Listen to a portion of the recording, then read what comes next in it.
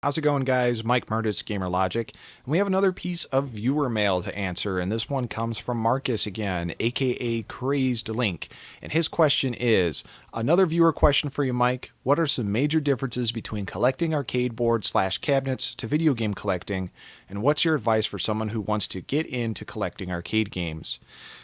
Really quick backstory as far as how I got into the hobby. I got into it back in 2008 when I met another fellow retro video game collector, and he was also into arcade gaming.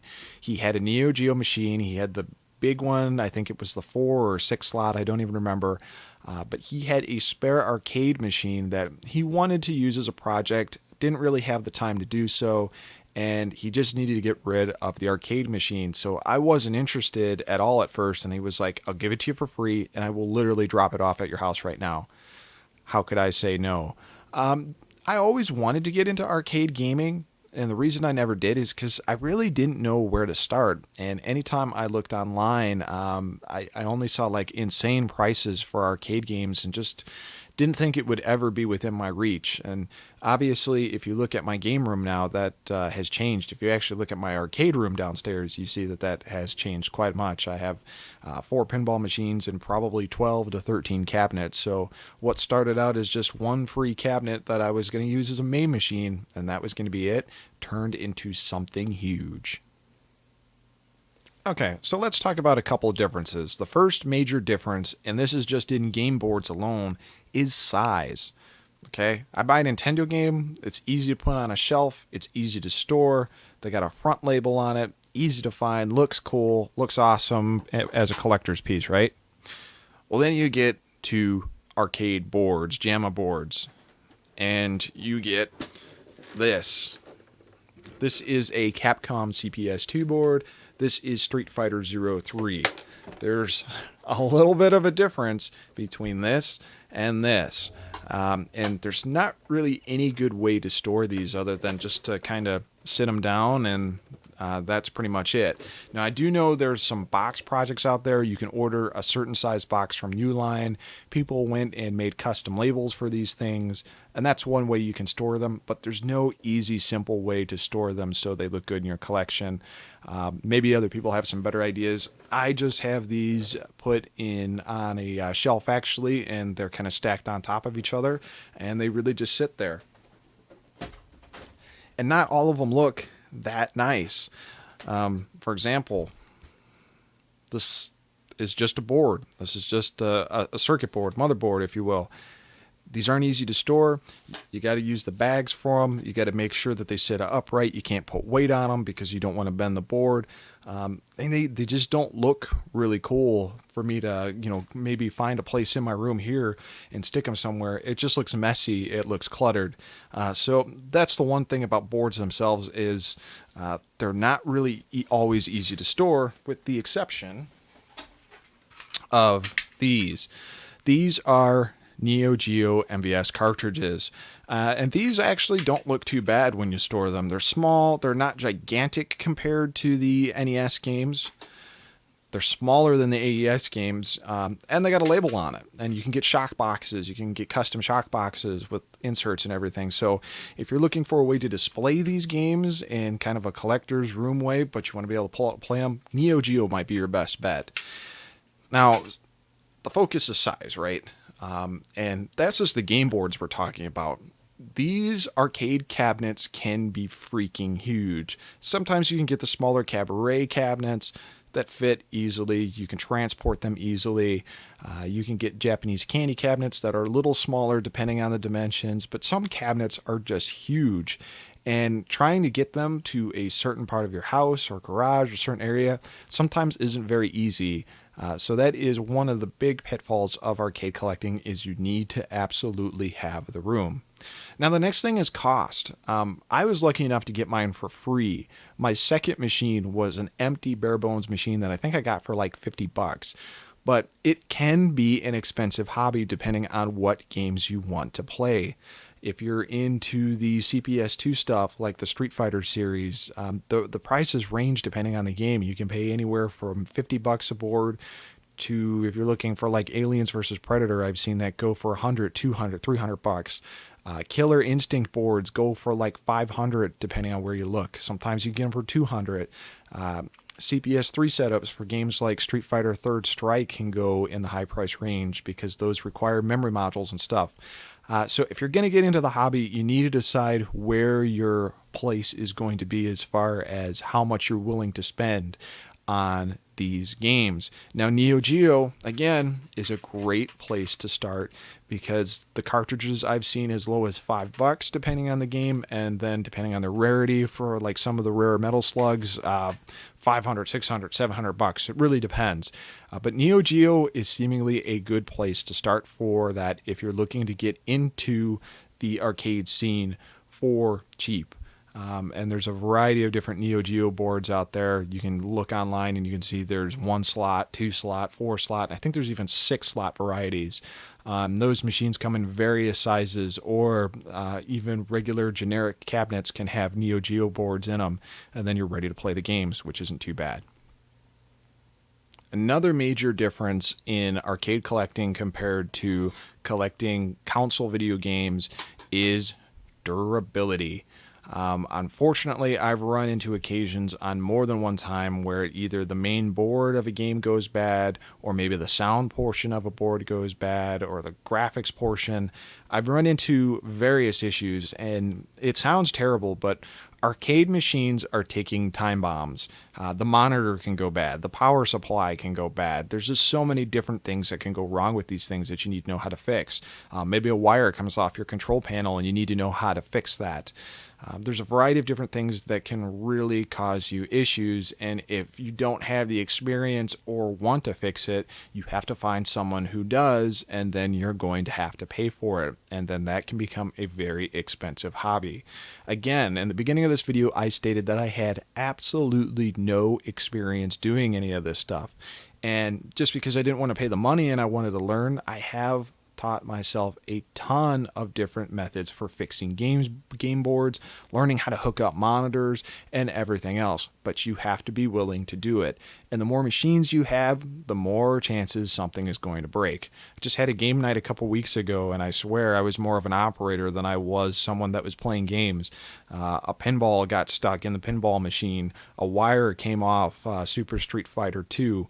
One game locked up. One, the monitor was going crazy in other games. So you're kind of like learning to fix these things on the fly. Now, if you're only dealing with one machine, it's not that bad, but you just need to keep in your head that there are going to be components on these things that are going to break, and you have to be prepared to be able to fix them or shell out the cash to get it fixed. So let's talk about advice as far as getting into the hobby.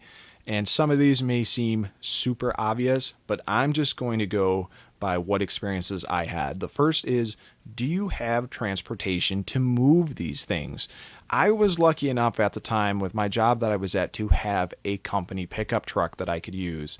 And the great thing about that was I could pick up an arcade machine, open the back door of the truck, throw it in there. It had a nice cap on it, and away it was going to go. I put almost all my pinball machines through that method. My Japanese candy cabinet that I got from Windy Gaming, I drove out there and grabbed that thing, and it sat in the back of the truck and came home with me. It was nice having that ability to do so because of a pickup truck. Now I have an Equinox, and I can barely fit anything in the back of that thing. So my days of kind of picking up arcade cabinets on my own are pretty much out of the question. So usually I have to have them delivered. So that's going to be a big thing too. If you're looking to get into the hobby, make sure you have transportation or know someone with transportation and is willing to use said transportation to transfer said game to your house or whatever location you want to take it to. Okay, so you got the transportation to get that arcade machine home, right? Here's another question for you. Can you get it through the door? Can you get it in your house? Can you get it up the stairs into your room? Can you get it down in the basement? Do you have enough clearance in your house to get these cabinets past things? Oh my God, whoever built the door to my basement did not make it wide enough. And we have had to take apart several machines or do machines in several different angles to get the machines down in the basement. Great example of that is I picked up a Tekken arcade cabinet, which was huge. Didn't look huge when I got it, right? Well, we pull it out of the garage and we attempt to get it downstairs, and the top of it is too wide to get downstairs. Now, thankfully, we figured out a way to actually take the cabinet apart, a wooden cabinet, mind you, and get it in pieces downstairs and then put it back together. It was kind of a risky thing to do, but it ended up working. But had I known the measurements to my house, to my door better, then I wouldn't have ran into that situation in the first place and probably never would have picked up the machine. But in this case, I picked the machine up and I was kind of stuck with it. I couldn't very well take it back, right? So make sure you know the dimensions of your house and where the stuff is going to go. And make sure that you know somebody that is willing to help you out with these things. These things can be heavy as hell, especially the bigger machines that have the bigger CRT monitors. They're not light. They're decent size and solid wood, and you need to be able to move these things, usually with help. Don't do it by yourself. I've seen people move cabinets by themselves carelessly, either break the machine or break something on them. Not worth it. Come prepared if you're going to get a machine, and make sure you know the dimensions to your house. So when I was talking about differences earlier, I was talking about durability being a big thing. Again, here's the thing. Are you willing to learn about how to fix these machines? Are you willing to replace capacitors on the monitors? Do you know how to solder? Do you know basic wiring, how to power a plug, how to power a power supply, how to make sure that you're not going to overload the power to set components? You need to be willing to learn this stuff if you want to further yourself in the hobby and you want your arcade game or arcade machine to last a long time. Otherwise, you need to figure out somebody around the area who is willing to fix stuff for you. Now, I know how to fix a good amount of arcade issues, and that's mostly been looking up stuff by myself online or asking questions in various forums. But when it comes to soldering stuff, I suck at it. I do not have steady hands at all. And when you're soldering stuff, trying to replace capacitors, you're rolling the dice as far as what's going to happen in the game. You could potentially make the issue even worse. So one of these days, I just need to sit down and start desoldering and soldering components and just get better at it so I can get past that point. Really good example of something I ran into. I had two slot Neo Geo boards. One had a sound issue and another one developed a video issue. Because I'm afraid of soldering and replacing stuff, I took it to a local vendor I know. And he's just been so busy with stuff that he hasn't had a chance to look at it. So you're kind of at the mercy of somebody else at this point because they have other stuff to work on, obviously, especially if it's a friend that knows how to do that stuff. They may have other stuff to go on too. Now, if I knew and was comfortable with doing it myself, I could probably fix it at any time I wanted. So that is an advantage and disadvantage that you want to look at there. But if you're not willing to learn how to fix these components, this may be something you want to stay away from completely. So what kind of arcade cabinet should you get? You definitely want to get one that has a JAMA harness in it. JAMA is the standard harness that was used, I think, in the late 80s and onward that would basically let you connect any game board to the cabinet without having to do any major reconstructive surgery to get it to work. That's why you see a lot of cabinets from the 70s and 80s end up getting reused for later games because the arcade industry made a standard harness for it. Old games like Donkey Kong and stuff like that did not use these harnesses, and you basically were kind of stuck with the machine you had there until they made this universal harness that would work for all the later games coming out at that point. So you definitely want to get an arcade cabinet with that, unless you're looking for some reason to get a classic Nintendo, Atari arcade cabinet. Now, for me, a big deal was I wanted to play games like Street Fighter. And because of that, you need a cabinet that has 6 buttons. So you can use your 3 punch buttons, 3 kick buttons. Getting a cabinet that already has the 6 buttons just makes it easier. You don't have to drill the holes. You don't have to run the extra wires and all that stuff. Hopefully, everything will be there. So at least get a cabinet that has 6 buttons on both the player 1 or player 2 side. Unless, again, you're looking to check out a Neo Geo cabinet, which only needs 4. Next up, get a horizontal monitor. I know a lot of people like the vertical shoot 'em up games. I prefer the horizontal games because more games support it. Again, Street Fighter, beat 'em ups, Final Fight, stuff like that. And there's plenty of horizontal shoot 'em up games too. If you get a monitor that's set in the vertical position and the cabinet's not made to have it set to horizontal monitor, you got to get a different arcade cabinet to play those horizontal games or vertical games. Not a lot of fun. So for me, the horizontal cabinets, horizontal monitor cabinets are the most common to use because you can put a variety of games in there. CRT versus LCD. There's ways to get LCD monitors to work on these arcade games, but they do not look as good as they do on a CRT monitor. So arcade monitors are kind of its own monster to begin with. It's not as simple as just hooking up a TV to the board and playing. There's a lot of stuff that has to go with that, providing it power, seeing if the monitor itself needs an isolation transformer. There's a lot to it, and they can get pretty expensive, but the quality of a picture is amazing. Finally, if you have no space, arcade cabinet is just something you don't want to get because you don't think you'll have the time, the money, the storage to store these things. Get a super gun, which is basically a consoleized JAMA harness that will let you plug boards into it. And there you go. You're ready to go. You can plug it into a normal TV and you're ready to rock.